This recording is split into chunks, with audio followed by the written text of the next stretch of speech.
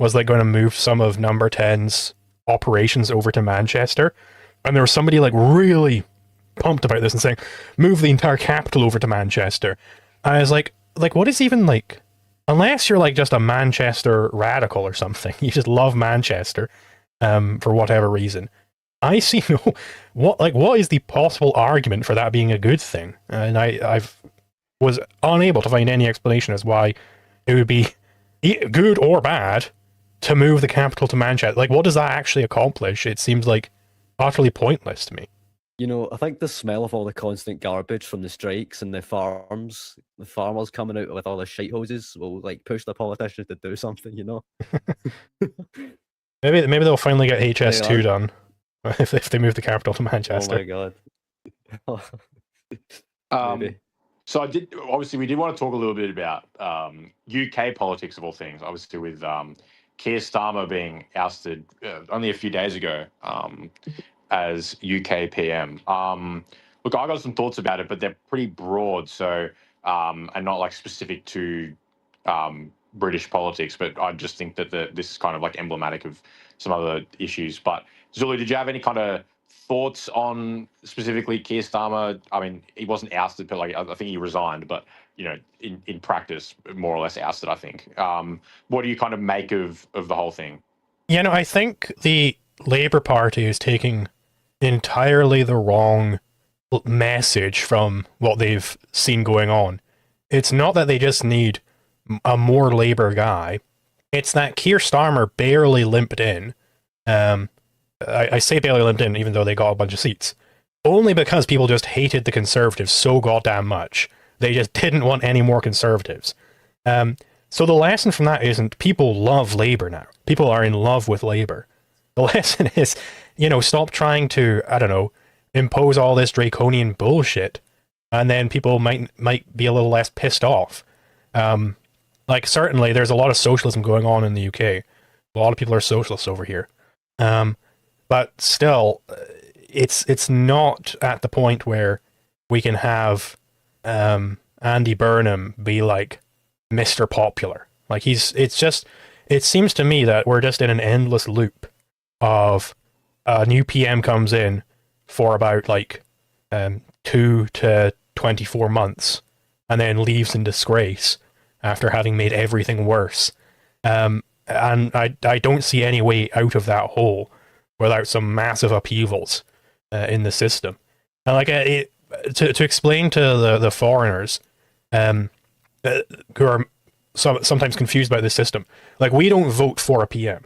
This is why there was somebody on Discord, I think it was Nilvon, was asking like, okay, well, who's going to be the PM now? Is this going to be like another election or something? No, not quite. It's going to be just another Labour guy. Definitely going to be another Labour guy. Because we don't vote for PM, we vote for our local MPs. And then the MPs decide who's going to be the MP. By the way, the party selects the Prime Minister once they've won the election. Because in our system, the Prime Minister isn't the head of state. The origin of that role is basically just as like an advisor to the monarch. The monarch is supposed to be the head of state, and this guy's just like the number one minister in effect. So like we don't vote on the minute. Honestly, I think it would be, if Keir Starmer wants to do a single good thing in his life, and spite all these people who backstabbed him, he'll call a snap election and go like, oh, okay, Labour, let's see if people really want more Labour. Let's find out, shall we? Let's see if it was really my moderation that made everything terrible. I think that would be fantastic. And if Keir Starmer's listening to this, call a snap election. Let's see what happens. But of course he won't, because he's a fucking spineless Keir retard. Starmer being a secret remnant watcher would be an unbelievable plot twist. So I wanted to, so you kind of touched on what I wanted to talk about with this, which was when you kind of spoke about how you're in this vicious cycle, and Australia's in a similar position. It was even worse in Australia at one point, where we had felt like a new prime minister every 6 months at one point. It was like Julia Gillard, and then it was Kevin Rudd, and then it was Julia Gillard again, and then it was Malcolm Turnbull, and then it was Scott Morrison. It was just like absolutely wild at one point. Like, we were just constantly changing who was in charge as they just backstabbed one another. It's settled down a little bit now with Albo, but it was pretty bad there at one point. But no, so what I wanted to pick up on was, this kind of cycle where Everyone gets really, really pissed off with the government, and there's a new election, and then everyone almost immediately after voting for the new guy immediately turns on him or her. In the case of the legendary reign of Liz Truss, who was prime minister for an unbelievable amount of time, like 2 weeks or something. I think honestly, like there's that common question doctors will ask you, like who is the prime minister, to see if you've like lost like your brain power or something. In that period, they would have to pick a different question. It's like fucking I don't know. It changes by the day. That was pretty funny. But yeah, I mean, the point being that what this shows is that these democracies that we live under are more or less failed states. Like they are pretty much ungovernable at this point. Like people's time preferences have reached the point where basically what they expect is to have a new prime minister come in and solve all their problems that they have with the current government absolutely immediately.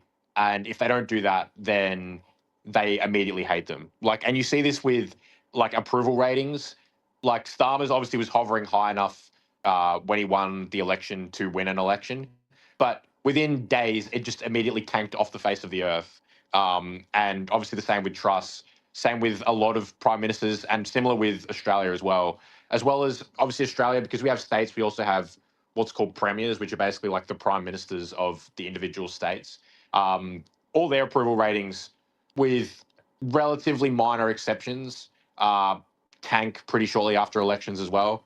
And it is just fundamentally what Hopper was talking about in Democracy, the God That Failed, how democracy promotes high time preference to where people expect their problems to be solved extremely quickly by whoever is the head of state.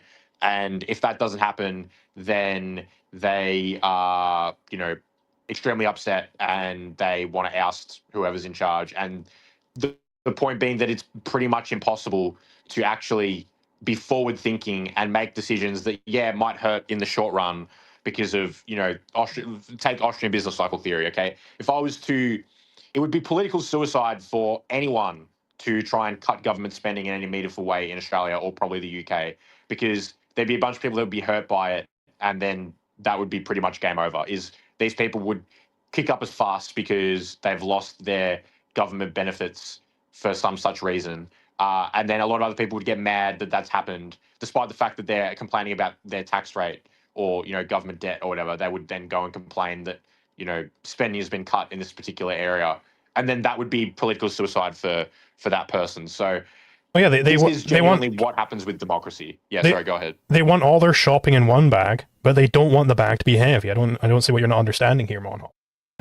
Exactly. We want low taxes, but I also want lots of Gibbs for myself. That's what we want. And to be abundantly clear, this is, it might sound to the unacquainted listener that Monhop's like pining and like, oh my god, these people are in such a terrible position. Like, this is a position they've put themselves in, the state, namely. This is them reaping what they have sown. They have created this system which necessitates that this sort of thing will happen. They've said, no, the government will come in and solve all your problems. You need more government to come in and solve your problems. And then when the government doesn't do that, of course, the propaganda is always, no, it's just that guy in government. He wasn't able to solve. Nobody's willing to step to the plate and say, hey, this is an inherent part of government. This will always keep happening. We need to get rid of the whole thing. All right, just strip it all down, start from scratch, build up actual capitalist institutions. None of this government bullshit any longer. And then things would be a lot better. Yeah, and to be clear, as you said, I'm not feeling sorry for any of these heads of state. Nor do I feel sorry for the majority of people in these countries, because the majority of people do not accept even one iota what I'm saying. Okay, they absolutely believe that, if we just vote one more time, then we'll be able to solve our problems. The latest one is Pauline Hanson. So Pauline Hanson leads One Nation, who is kind of like the Australian version of Reform, I guess. They're kind of outsiders. They're considered to be quote unquote far right by people in the mainstream, or by the two dominant parties. But she's not going to solve anything, because, again, she will, even if she was to get in power, which is obviously up in the air very much, Pauline Hanson, she's got no opportunity to really do anything because, again, if she tries to do anything remotely good, people will just get really, really pissed off. And the one thing that I am, wishing for is I just wish that we had a system where you could at least have, like, the US president at least gets 4 years to maybe do something, like has that kind of time horizon at hand to where they can have some level, even minute level of like forward thinking and forward planning. And think about, okay, what's the country going to look like in 4 years rather than just next week? Whereas literally if you're the prime minister of one of these countries, you literally are just focused on the here and now. Like it's a daily wins. It's like winning that 24-hour news cycle is all that matters because you're like one bad news cycle away from getting dumped by your party. So like that's kind of the place that these countries are at, and is pretty dire for those of us who actually want to see some kind of improvement, or actually can recognize the fundamental issue with this kind of state of affairs. Yomor, did you want to jump back in at all? Yeah, it was just on the Scottish SNP referendum now. They managed to somehow get into government with a minority by teaming up with the Greens, but they're trying to go for another referendum for independence for some reason. And they've managed to convince all the other MPs in the Scottish Parliament to go for it. Now they need the government Parliament help, like in Westminster. What do you think? Well, I am in favor of secession, of course. But this is, I think, quite clearly a package deal going on. It is not leave the UK and go out on our own. It is join the EU instead of the UK. Like, that is, I think, clearly what's going on here. So, like, I think it's kind of just... I think the entire, like, mythology of the SNP is built around the idea of Scottish independence, which is... It's a very funny sort of nationalism because they're, like, a left-wing environmentalist party, and yet their plan for Scottish independence is to become a petro-state, which is very funny to me. But, like... that is like their whole mythology, so there is no reason for the SNP to continue existing if they don't do that. And of course, they failed to do that the first time around, so it's not too much of a surprise that they're just trying to run it back again. If they fail again, then there is no longer any SNP. Yeah, it's a hilarious coalition, actually. It's the Greens and the SNP. It's the people who want to get rid of the oil and the people that want to live off the oil. It's absolutely just ludicrous. I don't know how they even managed to figure that one out. This does actually oh, sorry, you continue. I was going to segue. It's like a nationalist thing as well. They're trying to build up this thing. What were you saying? Adji against Adji? What were they saying?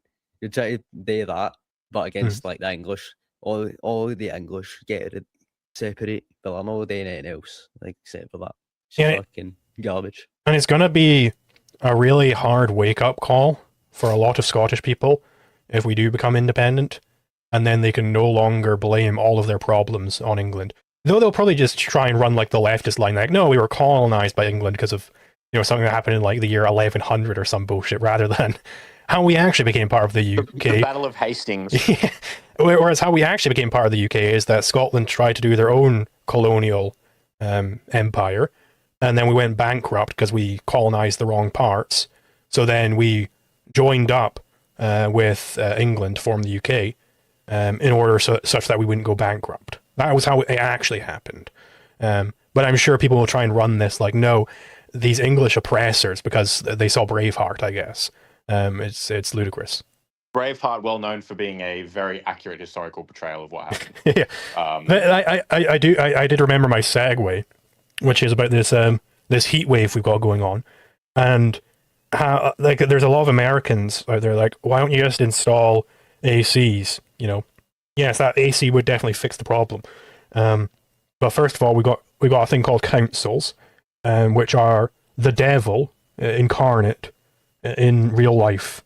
And that's what a council is. The council comes in and they say... Sorry, just real quick. Councils, because we also have them here, they are a good example of like potentially an argument against localism, because they are absolute tyrannical despots in charge of those things. They are incompetent and they are vile. So It is one argument against localism, but anyway, sorry to interrupt. I think I saw Chronic saying that they remind him of Saddam Hussein, if perhaps less virtuous than Saddam Hussein. Like that's what a council is, and the council will come in and say, no, you need planning permission if you want the AC. You've got to prove that you've tried all these other things, or else we're not going to approve you for air conditioning. So there's that. There's also the fact that electricity in the UK is like probably some of the most expensive in the world. And like there were all these like econ bros in my replies who were saying like, no, you're completely wrong about this. My explanation for this was that electricity in the UK is essentially planned such that you are only allowed to sell electricity at the highest possible price that is being produced at that time. You're not allowed to sell for anything less than that. My explanation for this was that they wanted to keep oil and gas workers in their jobs, despite oil and gas being very expensive, because we aren't exploiting our own oil and gas. We're importing it from everywhere. There were all these econ bros going like, no, that's just the natural way that it happens when you've got a market where people can't compete. It's like, okay, well then, why can't they compete? What is the explanation behind that? Could it possibly be that it is the government is the sole buyer and seller of all electricity, and I can't, because even if I'm next to a plant that produces electricity way cheaper, I'm in fact not able to get cheaper electricity from them because I can't directly buy from them. Could that perhaps have anything to do with it? I think it's pretty clear that it does have something to do, at least something to do with it. Can I come in now? Yeah, of course. I saw a BBC article. It was from the 31st of August last year, and it was going on about how AC is actually bad for the environment. You can't cool your house because it's really bad for the environment, supposedly. And it's like this constant environmentalist talking point. There's also, I think the Lotus Eaters covered a video about this, like mad crazy Greens lady in England going on about how it makes the temperature outside hotter and the temperature inside colder. Like that's the point. That's actually fucking insane, man. Yeah, like that. It's like insane to me. Like, yeah, it's a heat pump. It moves heat from inside our houses where we don't want it to outside the house where it can just fuck off into the sky. I don't really see the problem with that. I don't see why they're, upset about that. But, of course, environmentalists, they're going to be upset with any sort of improvement in human welfare because they hate humans. It's like the protesters in America protesting, seething about algae because of a data center getting built. Fucking madness. The whole data center thing is insane to me. It's like, no, it uses up like I have never found out what they think happens to the water after it's used to cool the GPUs, I guess, in a data center. Like, it doesn't just get teleported out into space. It flows back through the system and presumably gets dumped out in some river somewhere. Like, what do they think happens to that water? It's just used to cool these like heat sinks. I don't understand what the concern is. I actually got corrected on that. Apparently, most of it does evaporate when they use their current configuration. So the most commonly used configuration of heat sinks right now are evaporation based. So it becomes local clouds, and then it flies off to probably Republican states to irrigate the land. Yeah, like that. But that's the thing is, like, when water evaporates, it doesn't disappear. A is A. The water is still there. It's just turned into a different form, and then it'll rain. So like, it's still just going back into the water cycle. Of mass doesn't apply to data centers, Zulu. So true. See, but it's going to rain elsewhere, and it needs to rain in my backyard. So I wanted to talk about local councils as well, because as Zulu pointed out, they are literally the worst inventions in the history of humanity. I had one recently where I was living in a share house with this was a few years ago, but 3 other people. Partner and 2 other people, and we obviously 4 people. A lot of waste being produced in terms of like rubbish and whatnot, and we only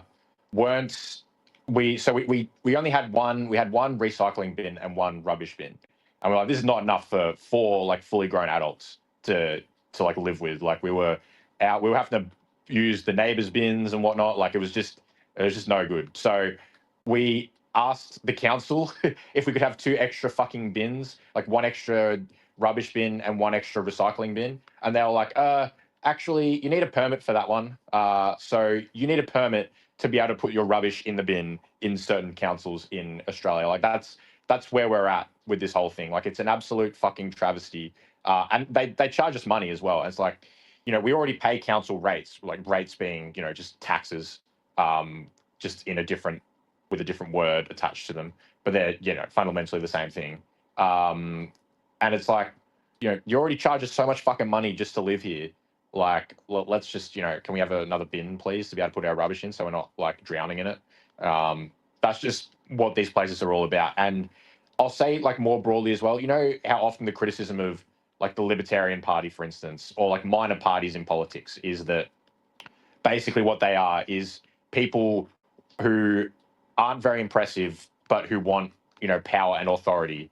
That's what they go into, like minor party politics, because they feel like they can have some level of, influence and authority. Well, that's local councils, but turned up to like another degree. These people are just people who are so unimpressive in their, personal lives and in their professional lives, but they'll never gain any kind of influence or authority in a, say a business where they actually have to make money and be profitable.